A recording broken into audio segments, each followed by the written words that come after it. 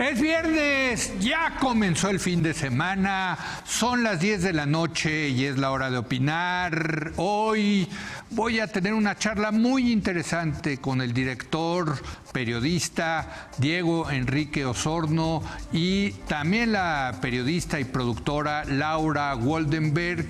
Con ellos dos vamos a analizar, vamos a platicar acerca de la serie 1994. Un documental que aborda los sucesos políticos, sociales y económicos más representativos de ese año que marcó un antes y un después en la vida pública de nuestro país. Un documental que vale mucho la pena ver, que ya está en Netflix y vamos a analizar todo alrededor de la producción de este magnífico documental. Así que quédese aquí en Foro TV, que ya comenzó la hora de opinar.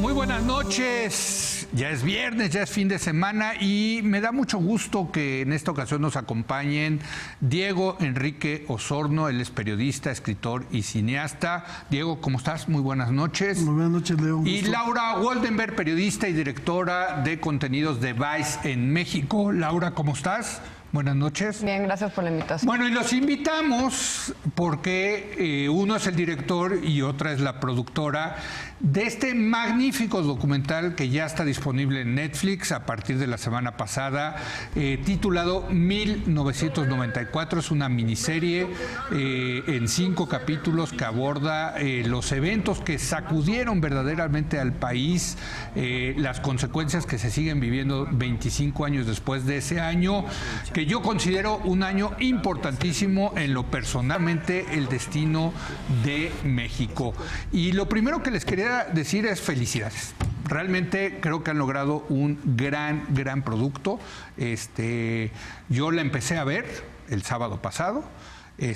Y no la pude dejar de ver y me la acabé echando de cabo a rabo, porque sí es adictiva, tengo que decir. Hombre, no, pues muchas gracias, Leo. Estamos muy impresionados con esta salida que ha tenido el documental en una plataforma como Netflix. El documental es un formato que en México tiene mucho vigor, que hay muy buen desarrollo. A mí me encanta el formato del documental. Pero no necesariamente hay la posibilidad de que el cine documental que se hace en México tenga estos alcances. Entonces, pues sí es sorprendente que este trabajo esté generando tanta conversación, tanta discusión y sobre todo muy inteligente, ¿no? Análisis muy interesantes, reinvenciones, recuerdos, memoria de un año, pues que desde el punto de vista nuestro, algo que teníamos muy claro cuando arrancamos el proyecto, es que nosotros éramos adolescentes cuando ocurrieron todos estos hechos y no teníamos una conciencia muy clara de lo que había sucedido, pero sí una sensación de vértigo, de algo gordo, de desasosiego, de que estaban pasando cosas. Y entonces este ejercicio nos permitió volver a esas situaciones y poder construir este relato que pues es una maravilla para nosotros, que pueda generar discusión, que rompa también esta idea de que la tele tiene que ser, los contenidos audiovisuales tienen que ser simples, o tiene que haber morbo, o tiene que haber sensacionalismo, sino que se puede entrar con seriedad a un tema político y la gente lo va a valorar y lo va a conversar también, ¿no? Precisamente ustedes, tú lo decías, eran adolescentes, estaban muy chavos cuando ocurrió en 1994, pero entonces mi pregunta es obligada, pues ¿cómo se les ocurre a ustedes dos, que estaban muy chicos, hacer una serie, un documental, 5 episodios sobre 1994? ¿Cómo surgió la idea, Laura? Pues siempre hemos tenido mucha curiosidad por conocer la historia y la política, ¿no? Y de nuestra parte, Bernardo Loyola y yo veníamos hablando mucho de cómo el 94 sentíamos que era un año de rompimiento, ¿no? Un año muy oscuro que cambió como nuestra historia reciente y quería también un año muy complejo, donde sabíamos que había una muy buena historia ahí y se necesitaba como una mente que pudiera contarla muy bien, ¿no?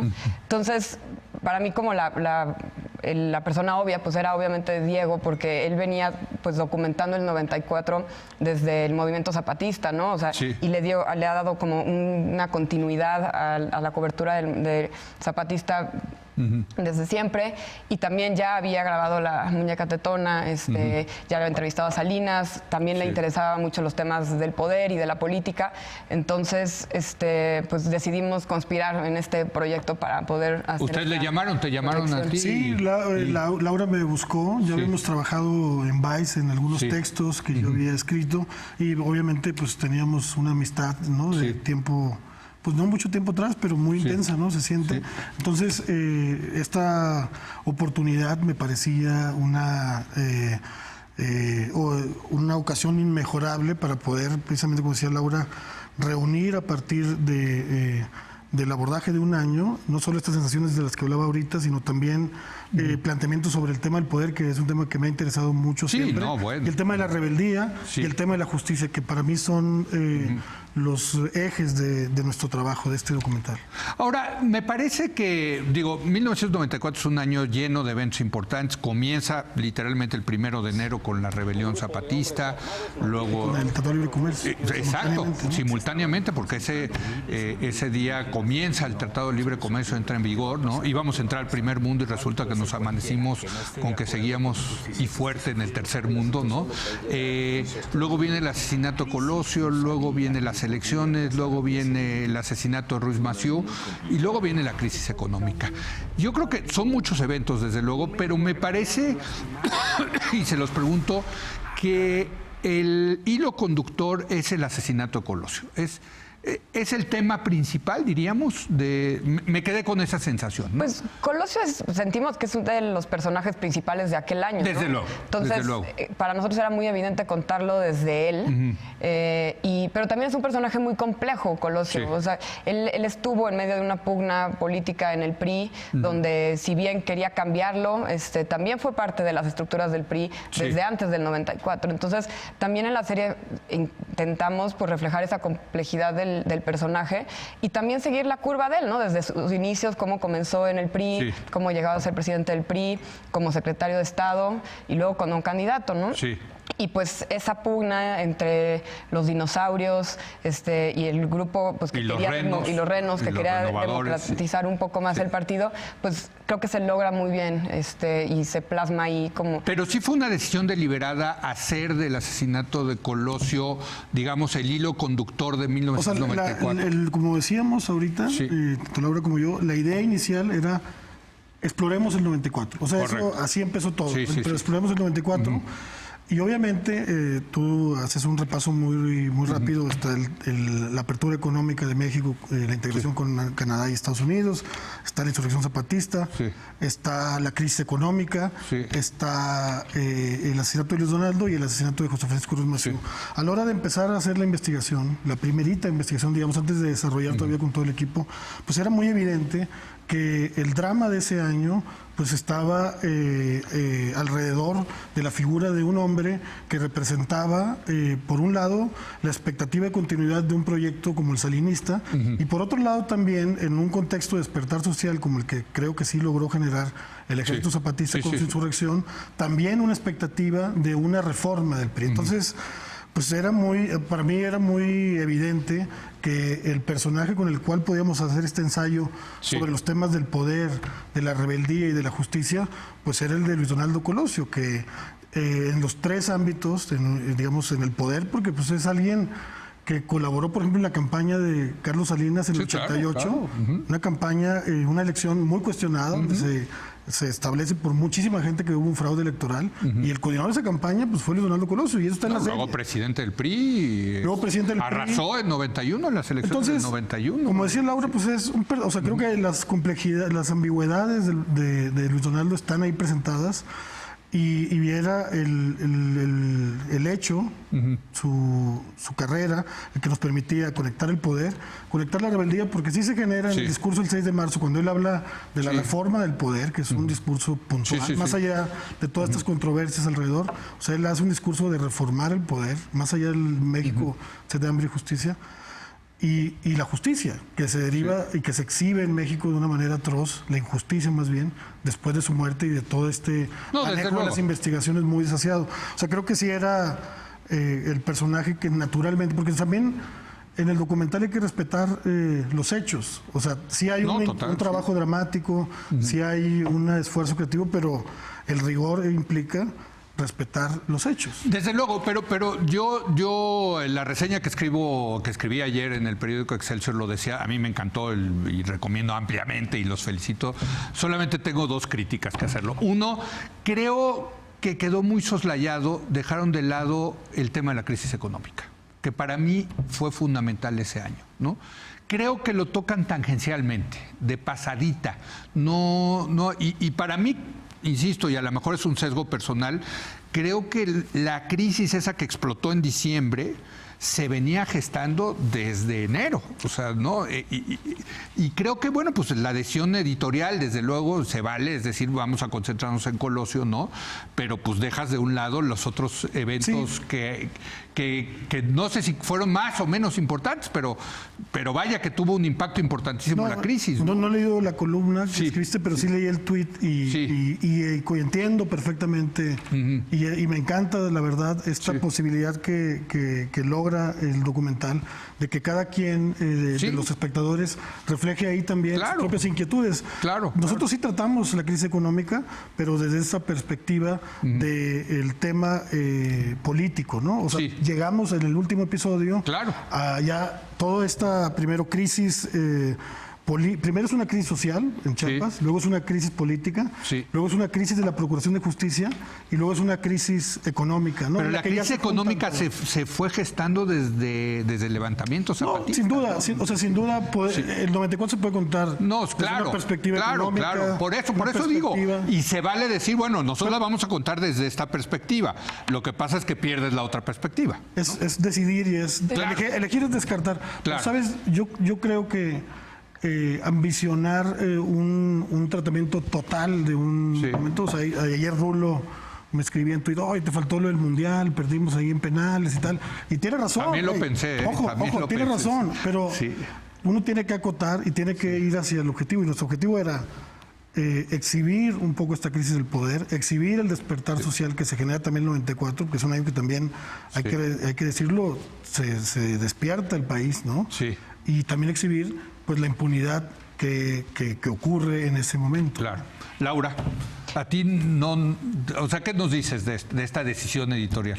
Pues bueno, yo estoy feliz con el resultado, ¿no? Y sabemos que hay muchas cosas que se quedaron fuera de aquel año, desde el famoso penal, el Popocatépetl estalló, ¿no? También ese año, el Chávez muro, perdió lo invicto. O sea, hay muchísimas cosas, ¿no? Nosotros como que lo que intentamos es justamente acotar a una visión en la que compartimos. Y por supuesto que se quedan muchas cosas fuera, ¿no? Pero realmente en 5 episodios tienes que contar una historia que lleve de un inicio a un fin.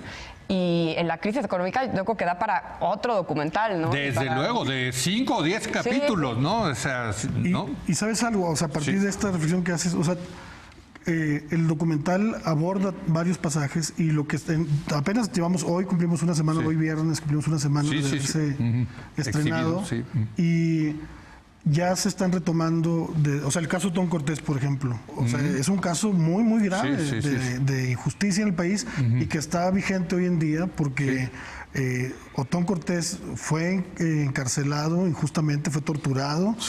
Fue liberado, él demanda al Estado mexicano una indemnización, una reparación del daño, pierde la demanda con la PGR y hoy en día enfrenta una contrademanda y debe pagar $1 millón al Estado mexicano. No me digas. Nos comentaba hace unos días que ya va a llevar su caso a la Comisión Interamericana para obligar a que el Estado mexicano le pida perdón y también presionar para que se le condone esa deuda que tiene una víctima. Hay una revictimización. Entonces, hay que decirle a la gente que Otón Cortés fue uno de los que luego en la investigación, uno de los procuradores, ya no me acuerdo. El fiscal especial Pablo Chapa. Fue Pablo Chapa el que lo encarceló diciendo que se ha habido un complot. Disparador. ¿No? Exacto, el segundo disparador, lo metieron, lo llevaron al Moloya. Pero ese es otro tema. Y bueno, pues resultó que eran puras fantasías. Y es que creo que justo la serie habla de ese gran tema, que es la impunidad y la poca Oye, que sigue procuración de presente justicia. en este país. Exactamente, ¿no? es Sí. como la fabricación de culpables sigue, Sí. cuántas personas siguen en la cárcel que son inocentes, ¿no? Y Sí. digo, en este caso, el caso de Otón fue como muy visible Sí. y nos da mucho gusto que a partir de esta serie quizás su caso se pueda resolver, pero cuántas personas no tienen esa ventana, ¿no? Y Que por cierto, me cayeron muy bien tanto Otón Cortés como Mayoral, Sí. ¿no? En los testimonios No que fue dan. fácil, Me parece que son tipos muy auténticos, ¿no? O sea, Sin duda. ¿eh? No fue en, las, fácil. en las entrevistas que ustedes les hicieron, ¿no? No fue fácil la entrevista con Rodolfo, hay que decirlo. Sí, con Rodolfo Mayoral. Rodolfo, que es otro de los, claro, junto con su papá, lo metieron también al Moloya. Él tenía mucho escepticismo porque justo ha habido tratamientos de ficción, una película en concreto que se hizo en el año 2009, coincidentemente con las elecciones Correcto. en ese momento, ¿no? En la que se usó su nombre y se le señala en esa ficción como si fuera realmente parte de un complot, lo cual... que es malísima esa película. Él había ya, digamos, superado en buena medida todo el trauma de todo lo que había ocasionado. Entonces nos contaba que cuando sale esa película le destroza de nuevo cuenta la vida. Sí. Entonces cuando yo me acerqué con él, pues él tenía este escepticismo. Me dijo, no, yo no quiero saber, yo... Sí. Él vive todavía muy alejado de todo por ese estigma que le ha quedado. Entonces, realmente tener la posibilidad de su testimonio, o sea, la confianza Qué en bueno su que testimonio, que lo convenciste. pues era muy importante, como de todos los Claro, entrevistados, ¿no? claro. Pero me parece muy interesante que hagas ese foco porque es otro caso más pues de impunidad, ¿no? Y ahí hay también una cosa que es el manoseo de la historia de una forma pues, sí. maquiavélica. Yo no sé si coincidió o no con las elecciones y con el gobierno del presidente Calderón la difusión de esa película en ese contexto, Sí. con el tratamiento que se le dio a la historia. Yo no lo sé. Digo, malísima la película, es la típica de la conspiración, Córdoba, las fuerzas oscuras, que por cierto es algo que comparto con la reseña que hizo nuestro amigo Jesús Silva Herzog Márquez de 1994, que ustedes evitan. Y creo que este tema facilongo de echarle, de lucubrar sobre conspiraciones Eso del era alto poder. básico para nosotros. Y eso es lo que le da más valor, Sí. yo creo, a 1994. Las primeras conversaciones con Sí. Diego al inicio era como, si vamos a hacer esto tenemos que salirnos del simplismo Sí. y de alimentar el panfleto, ¿no? Que Claro. para nosotros eso era muy importante. Y justo la complejidad de eso Sí. se muestra en los personajes que tenemos, donde Correcto, puedes correcto. entender una historia a partir de todos los puntos y Y sin contrapuntos caer de en, cada situación. en el recurso fácil de la conspiración para atraer a la gente, ¿no? Yo creo que es un año tan fascinante que no necesitas tener esos elementos, Totalmente. O sea, y sí, es algo que tenemos muy claro.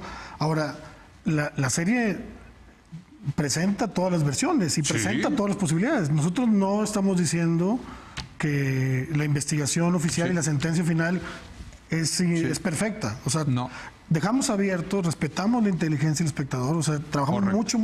mucho desde las primeras conversaciones con Laura y con Bernardo y Sí. en cada etapa del proyecto a No mantener una ese rigor. tentación en algún momento de decir, nunca. No, vamos, nunca. ¿no? O sea, evidentemente construir un relato complejo y serio requiere más trabajo porque Sí. no, como decía Laura, no te vas al recurso simple. Sí. Entonces te tienes que pensar y entonces cómo enredamos.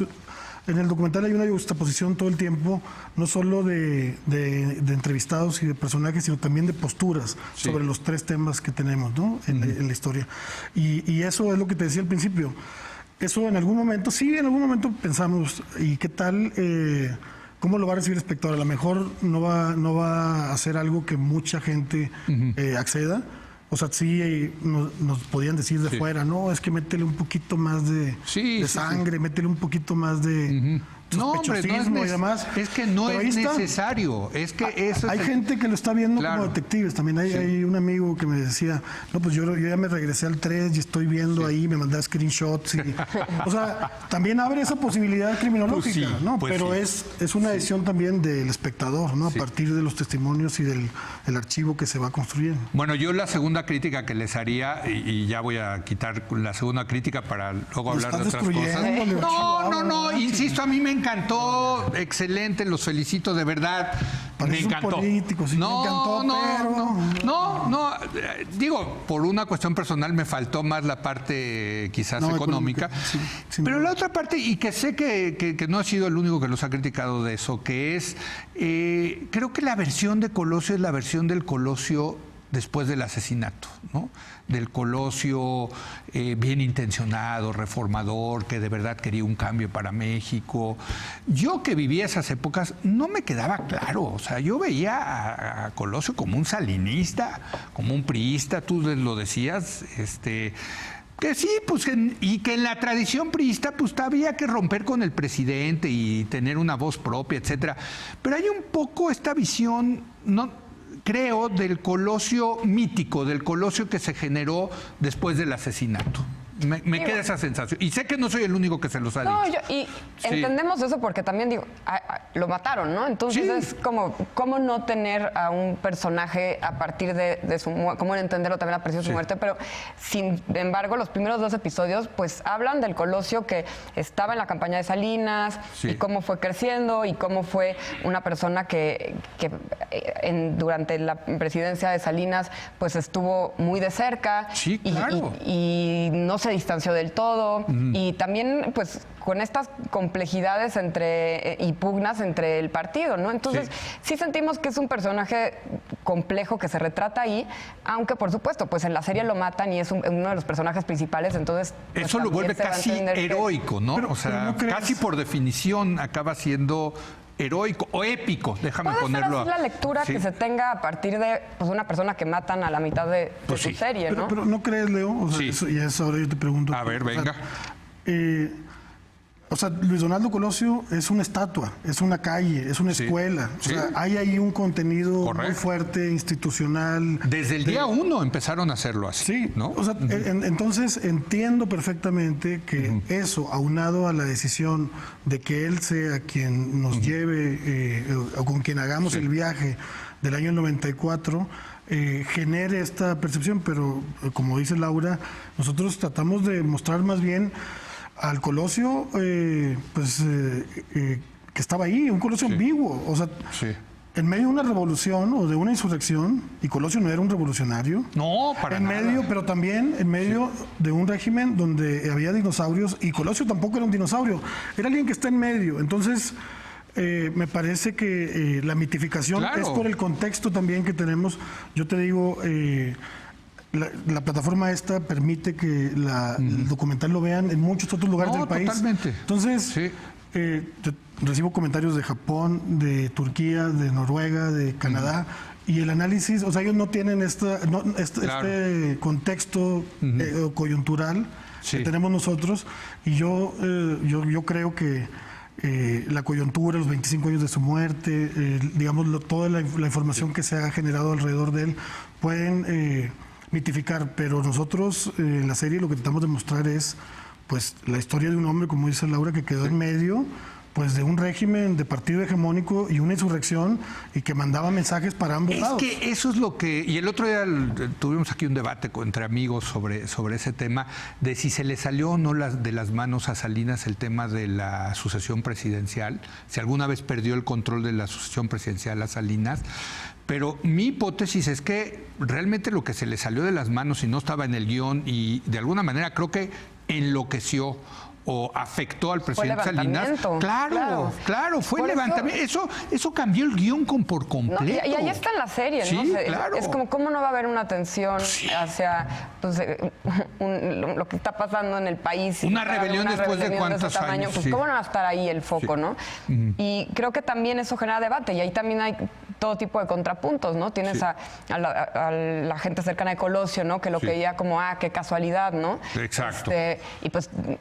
Vamos, si tú quieres entender la historia, creo que en esta serie puedes entenderla desde la gente que estaba tomando las decisiones, ¿no? Y creo que eso me parece que es de lo más valioso de la serie, el acceso que puedes tener a tener un comandante Marcos, a un presidente Salinas, a la gente más cercana de Zedillo, todos debatiendo sobre un tema tan apasionante.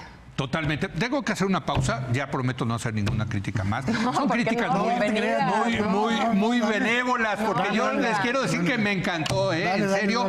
Es más, voy a confesar que hasta en algún momento hasta se me salieron las lagrimitas, y yo que soy una piedra. Pues cuando Zabludovsky anuncia que estaba muerto Colosio, me recordó, ¿no? Ese momento, ¿no? Por cierto, ¿Dónde estabas? Yo estaba estudiando en la Universidad de Columbia en Nueva York y nos reunimos los estudiantes en mi casa a ver qué estaba pasando y recuerdo perfectamente, pero lo estábamos viendo por Galavisión.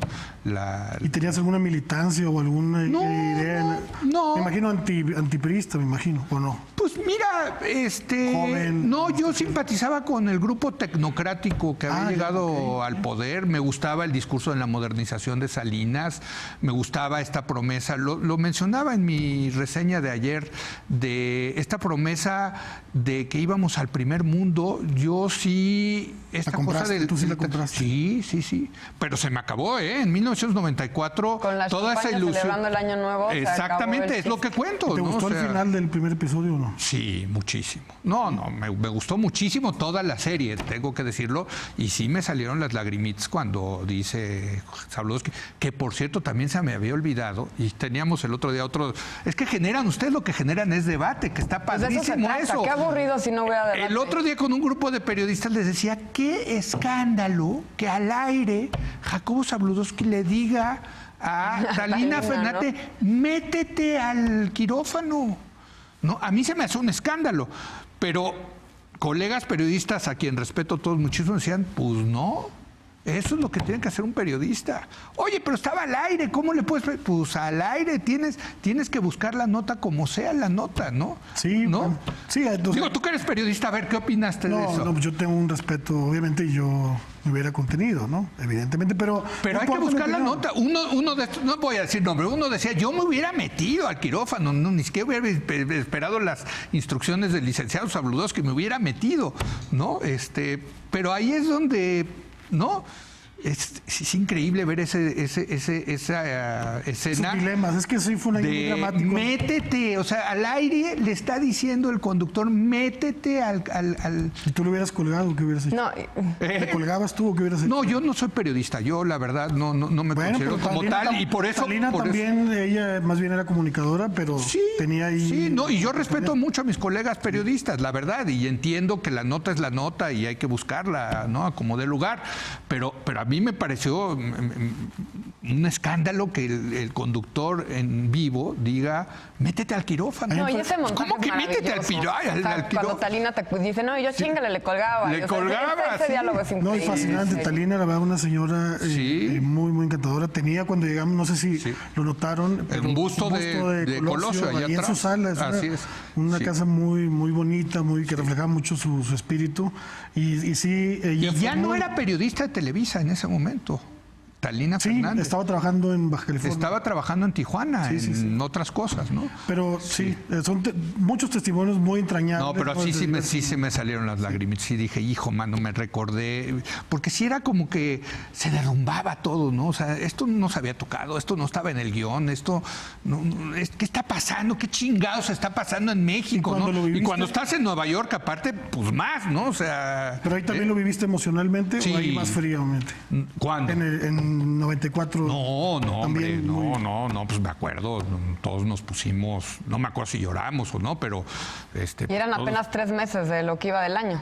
Sí, la rebelión, toda la grilla que pasó. El otro crimen, ¿no? De José Francisco. Bueno, eso ya fue en septiembre. Que esa sensación también ha quedado en mucha gente, de que había alguien moviendo, una persona o un grupo, y que todo estaba conectado, ¿no? TLC, zapatistas, asesinato de Colosio. Sí, porque las conspiraciones al final del día tratan de explicar cosas que pasan random, ¿no? Aleatorias en el mundo, ¿no? Y pasan, ¿no?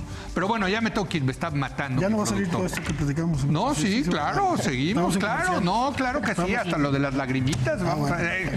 Regresamos en un momento más con Diego Sorno y Laura Goldenberg para seguir hablando de la serie 1994.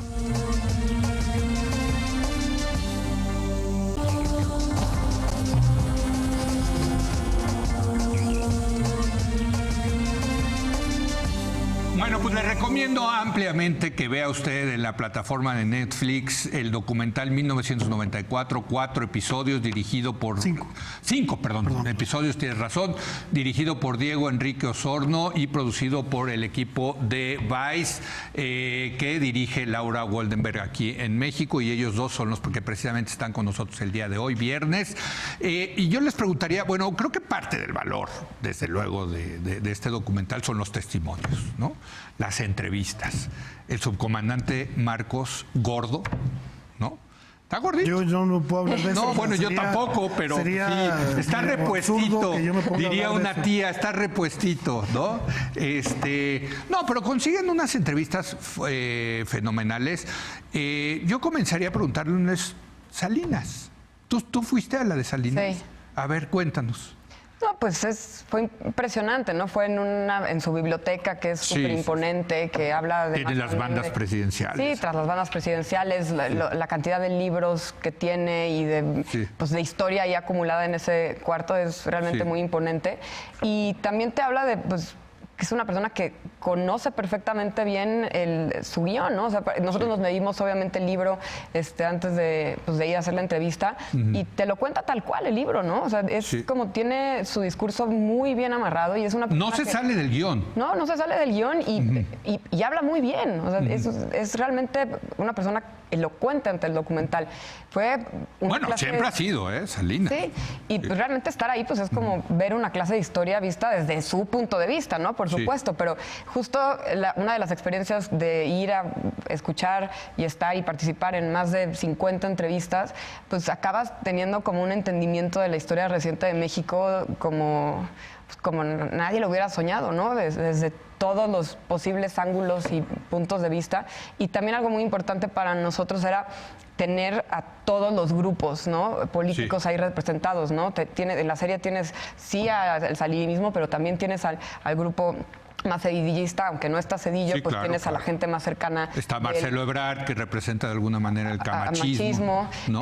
Claro, tienes a los colosistas, por supuesto, ¿no? Tienes también el panismo y al perredismo, ¿no? Entonces, creo que todas esas voces suman para entender desde todos los ángulos lo que está pasando en la política. Claro. Salinas, a ver, tú lo tenías enfrente de la cámara. Tú le hiciste entiendo que tú eras el que le estabas haciendo las preguntas. Pues, ¿frío? ¿En algún momento notaste alguna emoción? En fin... Pues es un animal político, ¿no? O sea, es evidente que es un animal político. Yo ya lo había entrevistado otras 2 veces para mi libro de Carlos Slim y para este documental de La Muñeca Tetona. Esta es la entrevista más larga que le he hecho y alguien me decía que quizás es la más larga que ha dado. Pues fueron casi 5 horas de entrevista. ¿5 horas? Sí. De los cuales habrán llegado, ¿qué? 20 minutos quizás al más o menos, documental, ¿no? Sin ninguna condición. ¿No? No hubo una que te dijera eso no se vale. Pues logística nada más del Estado Mayor, que todavía lo cuidaba en ese momento. Yo creo que ahora ya no, con el nuevo gobierno. No, pues fue una entrevista donde obviamente le anuncié antes que quería hablar todos estos temas, ¿no? Como para que él estuviera preparado, pero pues es el tema de su vida, es el tema, es el momento también más dramático para él, como se ve en la serie, él empieza siendo pues el presidente con todo el poder, casi un emperador, ¿no? En su momento. Que logró lo increíble, el tratado, en fin, ¿no? Y digamos, acaba el año, pues él en un ayuno, en un barrio popular de Monterrey y con su hermano en la cárcel, ¿no? Y a punto de irse del país. Entonces, realmente lo platicábamos mucho, Laura, Bernardo y yo, pues era el personaje también cuyo testimonio teníamos que tener junto con el de Marcos. Esos son inevitables. A 94 inevitables. Sin esos dos quizás no hubiéramos concretado este proyecto porque sí hubiéramos adolecido. Y algo que es muy fascinante del documental, que a mí me gusta bastante, es la posibilidad de que estos personajes que están mucho en el imaginario, porque aparecen muy poco, aunque están muy presentes en el día a día. O sea, el presidente Salinas opera. Su sobrina es la actual presidenta del PRI. Y su comandante Marcos también ha generado toda una corriente. Su sobrina e hija de José Francisco Ruiz Massieu. Pues cuando me preguntan que si el 94 tiene algo que ver con el presente, pues digo, la lista es larga. Pero esos dos, o sea, la posibilidad que te da el documental, que te da la cámara, poner la cámara en estos actores son cosas que a lo mejor habíamos leído, inferido, habían aparecido en Trascendidos, pero el documental te permite ver a los protagonistas, ¿no? Ver tú a Salinas de frente, analizar su espacio, poder decidir si le crees o si no le crees, y poder tú también con su lenguaje no verbal elaborar un análisis mucho más amplio, igual con el subcomandante Marcos, que es subcomandante Galeano, perdón. Hoy subcomandante Galeano. Son pues personajes que no están en la coyuntura inmediata, o sea, en el diarismo, en el día a día, pero que de fondo y desde la sombra tienen una preponderancia y una influencia en lo que hoy vivimos de manera innegable. A ver, el carisma del subcomandante Marcos, cuando a mí me tocó hoy Galeano, era impresionante y queda retratado, por cierto, en 1994, ¿no? O sea, sí era... Y el sentido del humor también. Un rockstar, se convirtió en un rockstar mundial, por cierto, hay que decirlo. Y salió Oliver Stone. ¿Cómo lo viste ahora? O sea, ¿tú también fuiste a esa entrevista? A esa no fuiste. A ver... Nos dio un coraje tremendo. Fue en la Selva Lacandona, supongo. En algún lugar. En algún lugar de la... ¿Cómo ves al subcomandante 25 años después, no? O sea, ya los tres mosqueteros 25 años después pues ya no son iguales, ¿no? Pues, digamos... La gorrita es igual. Y el paliacate, aunque ya estaba todo deteriorado, también el paliacate, ¿no? Pues yo tenía 13 años cuando ocurrió el zapatismo y digamos que la crisis económica y los crímenes políticos que ocurrieron, bueno, en mi caso hicieron que mi familia estuviera a punto de perder la casa, que mi padre perdiera el empleo. Por eso te digo, la crisis económica. Que yo empezaba a trabajar de obrero en una función de aluminio. Entonces, el zapatismo para mi generación, o para algunos de mi generación, tenemos el contexto que yo tuve, pues era una posibilidad de canalizar muchas inquietudes, ¿no? Porque, como decía Laura, el discurso de Marcos es un discurso que tenía algo de poesía, algo de sentido del humor y mucha verdad, o sea, así se sentía en ese momento. Entonces, regresar 25 años después a ese momento, de la mano de él directamente, o sea, no de la mano de segundos o terceros, sino de la mano de él, acompañado por él en su relato, pues sí fue muy, muy interesante, ¿no? Porque además yo tenía esa conexión.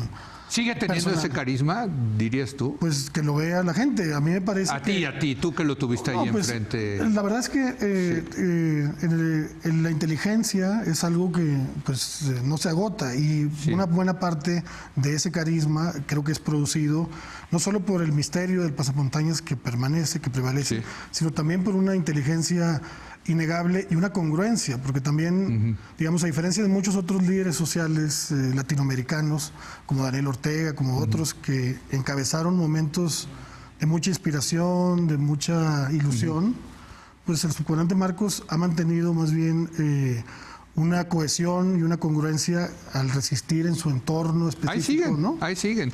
Y bueno, tengo que decir que recuerde testimonio de Raúl Salinas de Gortari, Jaime Serrapuche, Luis Telles, ¿quién más está? Están, bueno, Javier Velasco, todos los fiscales. Bueno, no todos, pero Olga Islas, ¿no? Sí, Marcelo Ebrard. Diego Fernández de Ceballos. Diego Fernández, Durazo, exacto.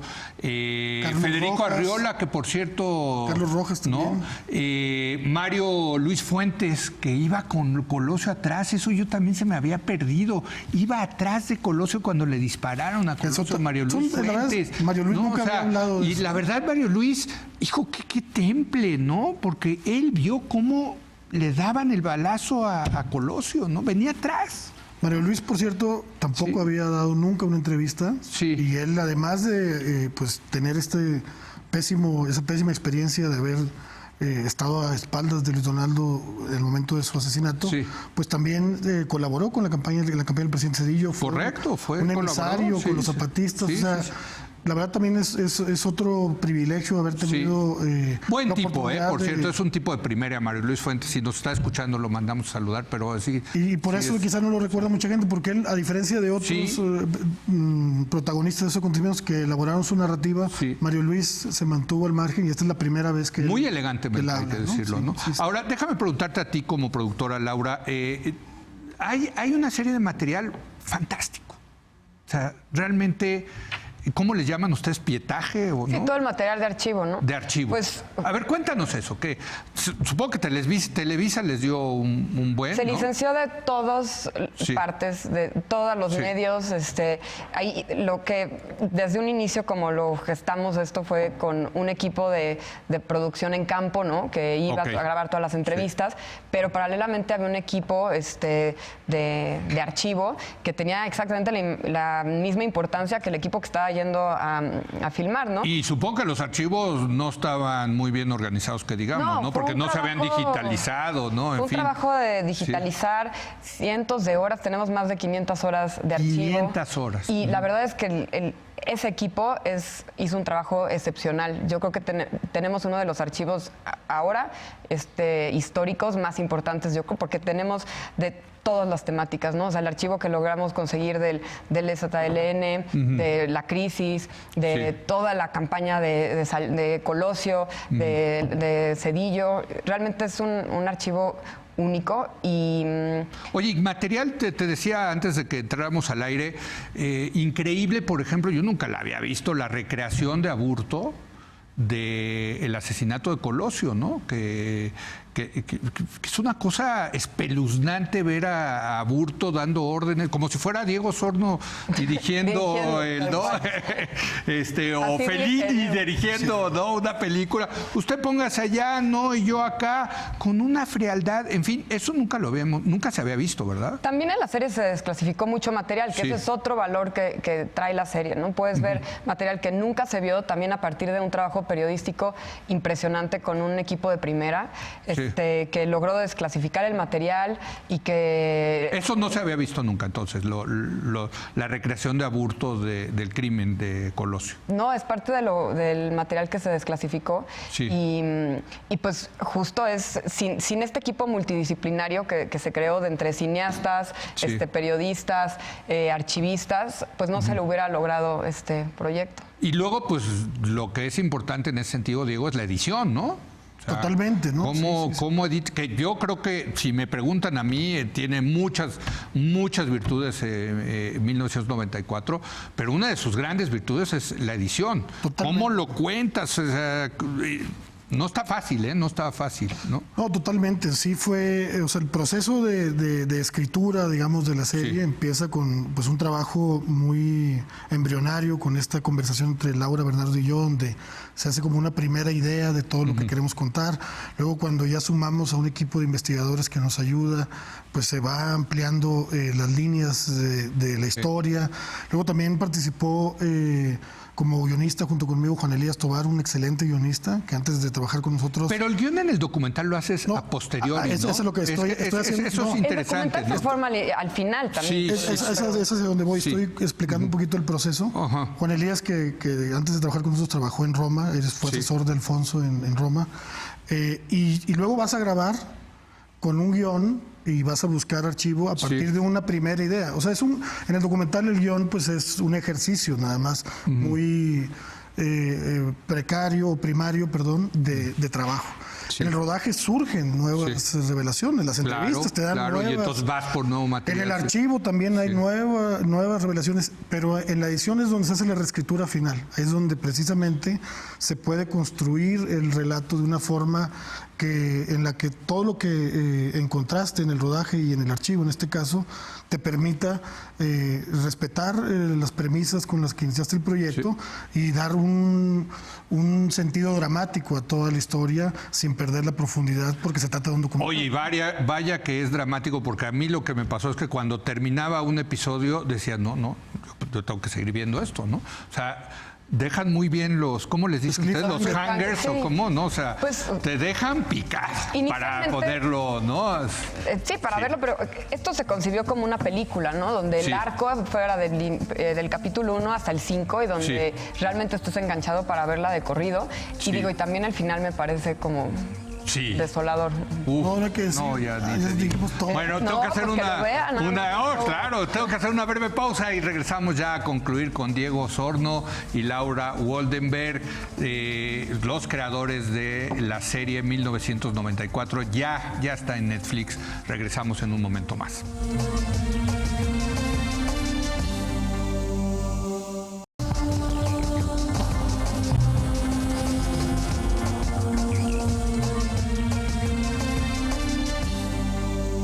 Regresamos con Diego Enrique Osorno, director de la miniserie 1994, y la productora Laura Waldenberg.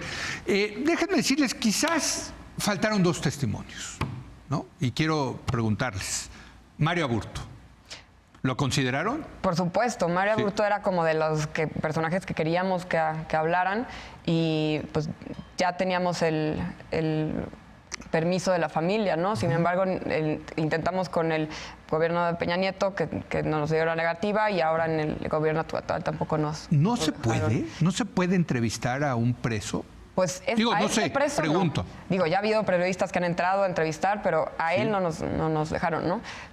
Pero Aburto se recrea en la serie con el archivo. ¿Pero Aburto quería, digamos, o era la familia Aburto la que había dicho, órale, va? La familia de Aburto ya nos había dado el permiso. Sí. Pero... O sea, fue el gobierno el que nos... Sí, del gobierno de... Nosotros hicimos decenas de solicitudes de información y también de acceso a muchos lugares, a muchas cosas. Nosotros tenemos un equipo extraordinario de investigación que nos ayudaba a eso. Entre ellos, llegamos avanzaba, digamos, el trámite cuando Renato Sales estaba a cargo de este tema en el gobierno de Enrique Peña Nieto, y finalmente, pues, vino la sucesión o la transición de un gobierno a otro, y lo que hicieron fue pasar la decisión al gobierno del presidente López Obrador, donde, por cierto, está el secretario de Seguridad, Alfonso Durazo, secretario particular, pero pues finalmente... Colosio.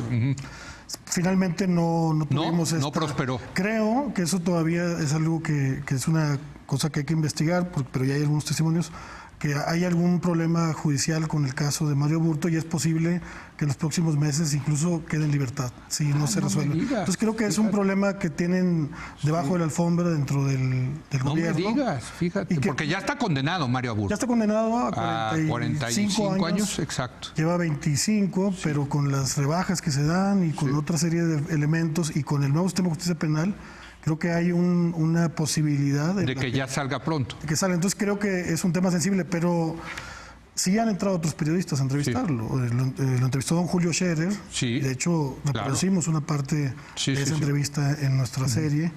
Lo entrevistó también Jesús Blancornelas. Sí. Entonces, en paz descanse. De que se puede, pues se puede. Claro. Pero a final de cuentas hay ahí una protección oficial para que no se dé ese hecho, pese a que la propia familia nos decía que estaba él dispuesto a una entrevista. La segunda, yo les diría, Ernesto Zedillo Ponce de León, presidente de México. Ustedes lo dicen en algún momento del documental, que no quiso. No, y también intentamos por todas partes, ¿no? Nos hubiera encantado tener su testimonio, y sin embargo, pues a partir de los testimonios de su gente cercana, creemos que se puede pues, construir al personaje, ¿no? Yo te diría un tercero, que es Chapa Besanilla. También lo mencionan ustedes. Ahora, en el caso de Zedillo, yo lo que me imagino es que Zedillo dijo que no, pero les dijo entrevisten a Barros y a Luis Telles y eso. No, así me lo imaginé. No, fue un trabajo también de investigación y de hablar con la gente cercana a él para entender quién era, pues justo, o sea, a través de Barros, de Telles y de Portilla. Sí, Santiago. Podemos... Serrapuche, muchos colaboradores del presidente Zedillo. Pero él no quiso. No. Él no da entrevistas. No da entrevistas. O sea, de temas políticos, no solo de macroeconomía. Académico, o de legalización de las drogas, que hay que apoyarlo, por cierto. Sí, hay que claro, apoyarlo. Totalmente, estamos de acuerdo, sí. Fíjate, pero entonces no quiso. Y Chapa Besanilla, pues porque, pues es que... Qué ridículo, ¿no? Bueno, digo, perdón, pero...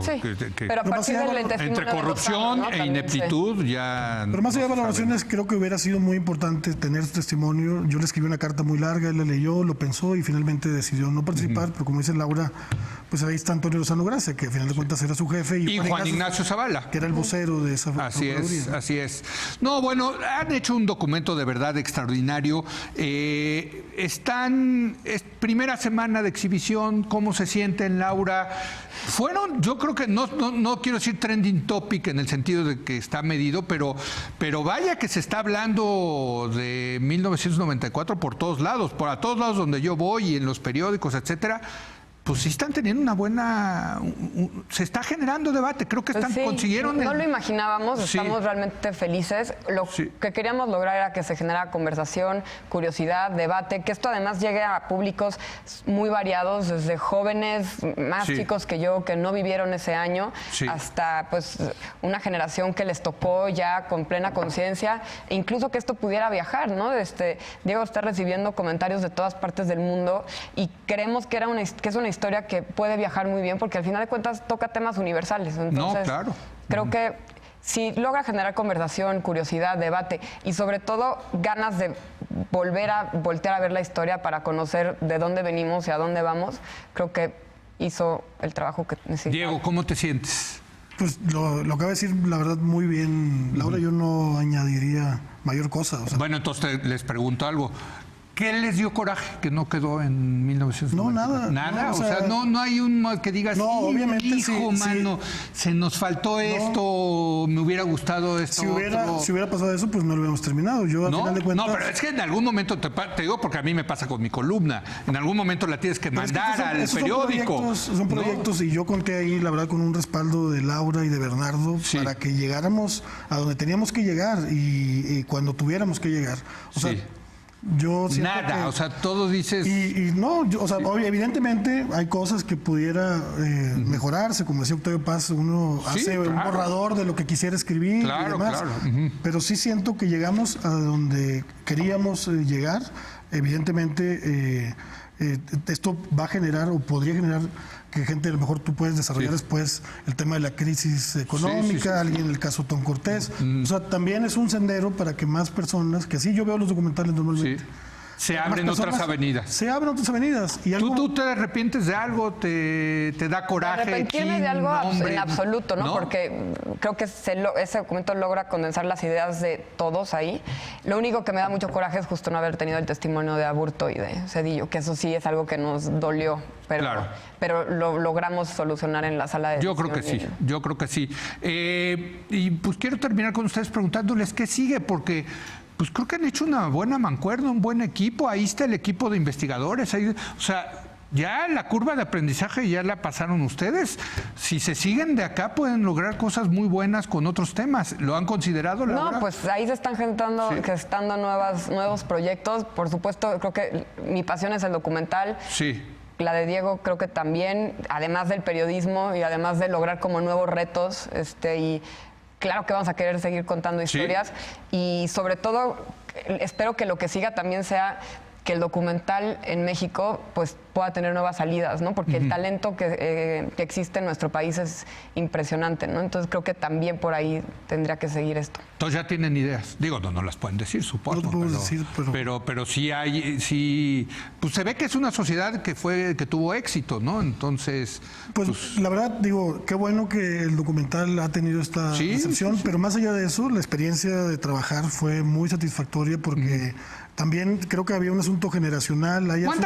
¿Cuánta gente acabó trabajando en esto, directa o indirectamente? No, los créditos son más de 200. Más de 200. Sí, los créditos son... Y los créditos es de verdad una locura, porque es una cantidad de nombres y de gente que te ayuda para conseguir material de archivo y que te ayuda con contactos y que te ayuda con... O sea, detrás de esto hay 200 personas, por lo menos. Más o menos. Por lo menos, sí. Y 2 años de trabajo, ¿no? Más o menos. ¿Cuánto fue? 2 años de trabajo. No, o sea, las personas se van sumando en diversas etapas, pero sí... Yo diría mucho más de 2 años de trabajo, porque Diego viene sembrando todo este conocimiento y todos estos accesos de toda su carrera, ¿no? Entonces, creo que es más bien la historia de vida de Diego en materia periodística nos permite que hoy pueda culminar en este proyecto. Pues felicidades, de verdad felicidades. Han hecho un gran documental y para mi generación un documental fundamental porque pues para nuestra generación ese año sí fue el año que cambió las cosas, las ilusiones, que nos hizo reflexionar mucho al respecto. Seguimos viviendo en un México de ilusiones, ¿no? Es una canción. Pues sí. Mira, podría ser la canción, ¿no? Pero las ilusiones siguen ahí, las realidades siguen siendo también diferentes. Las ganas de justicia, ¿no? Bueno. La sed de justicia. Las tengo sed, sí. Veo a un México... con hambre y sed de justicia. ¿Te cae mal Colosio o no? No, para nada. Y lo conocí, me parecía muy buen tipo, ¿no? ¿Y qué piensas ahora de su hijo que está involucrado en la... Por cierto, muy buena la entrevista del hijo, muy sobria, muy conmovedora. Luis Donaldo tampoco habla de estos temas. Muy conmovedora en el sentido de que yo no quiero que utilicen así a mi papá, ¿no?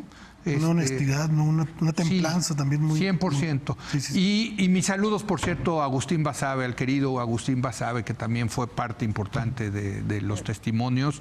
Creo que también muy interesante lo que dice Agustín, ¿no? ¿Tu favorito cuál es de todos los? De todos los... Entrevistados. ¿Villano o aquí los favorito? Villanos, aquí independientemente. Pues mira, me gustó mucho Juan Ignacio Zavala. Muy bien. Me gustó mucho Juan Ignacio Zavala. La honestidad de Juan Ignacio creo que está ahí presente. Pero bueno, desde luego, no te puedo decir que me gustó mucho Salinas, pero pues creo que lo de Salinas es lo más interesante ver, ¿no? Salinas, ¿no? ¿No lo creen ustedes? Pues es que yo siento que la suma de todas las voces es lo que hace algo interesante, porque si nada más pones a Salinas con una sola versión... No. Para mí tener el testimonio de Marcos, que es la primera vez que se da una entrevista desde 2006 a cámara. ¿Sabes quién faltó? Por cierto, pero bueno, eso sí era imposible, pero hubiera sido interesantísimo tener el testimonio de Manuel Camacho. No, pues... Sí. A que yo también conocí y era un tipo inteligentísimo, etcétera. También lo entrevisté pero antes de que muriera, sí, tuve la oportunidad. No estás de acuerdo que hubiera sido, o sea, es un tipo brillante, ¿no? Sí. Así pero es. bueno, pero Marcelo Ebrard ahí, digamos, aporta su testimonio. Pero no, en fin. Que por cierto trae una gripe atroz. Sí, se veía, ¿verdad? Sí. Gracias, Laura. No, gracias Diego. Felicidades. Gracias a usted por habernos acompañado. Yo lo espero el próximo lunes en punto a las 10 de la noche, cuando otra vez sea la hora de opinar. Aquí nos vemos.